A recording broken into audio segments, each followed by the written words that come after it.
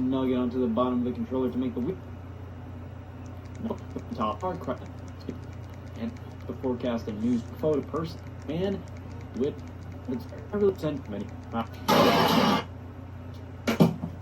The Wii is one of the most polarizing game consoles ever released. Many say it was nothing more than just a virtual bowling dust collector, and while that may be true, I personally believe that while it was very flawed, the Wii was also heavily underrated. The Nintendo Wii, everybody's least favorite console. I say that because while everybody likes a hearty dose of piss on this console at all times, let's be honest, everybody's had a superb experience one time or another on this thing. People like to dog on this poor guy for a multitude of reasons, many being totally warranted. The Wii was completely underpowered compared to its competition, the PS3 and Xbox 360. It was basically just another Gamecube. The Wii was home to 90% shovelware, just games that were hot trash that stained clearance bins for ages. The Wii's online blew. The Wii's motion controls were Gimmick Fest 2006. I mean, these are all definite problems, but I really like the Wii.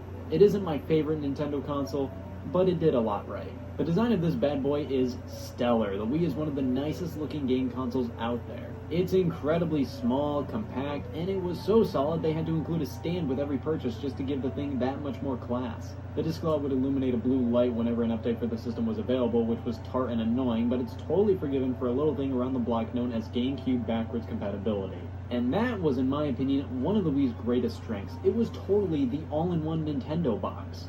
You had access to the entire Wii and Gamecube libraries, and in addition to that, every other Nintendo home console, other systems, and smaller downloadable Wii games via the Wii Shop Channel. The Wii was the introduction to the Virtual Console brand, which were just older games now available on a digital storefront. But let's not forget another third of what was available on the Wii Shop Channel, WiiWare, which was the brand used to describe downloadable smaller Wii games. WiiWare was definitely a hodgepodge of quality, but there were some pretty great WiiWare games out there back in the day. Dr. Mario Online RX, Fluidity, Mega Man 9 and 10, Excite Bike World Rally, World of Goo, and so on. And then we have the channels. You see, the Wii was the first Nintendo home console with a mandatory system menu.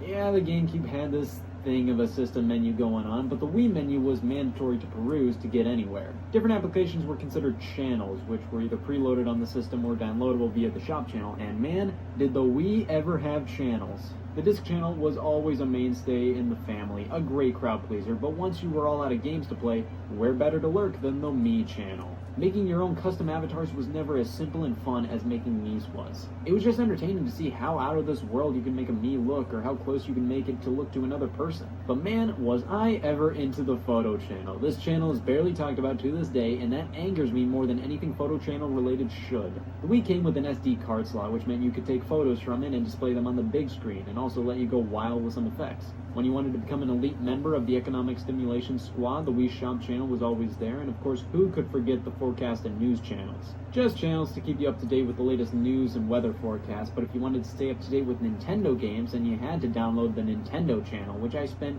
way too much time on as a kid. Video-wise, it had nothing but trailers for Wii and DS games, other than a weekly show entitled Nintendo Week. But it also included downloadable demos for Nintendo DS games you could play by wirelessly connecting your DS to the Wii. The Internet channel was the way to watch YouTube channels on your TV.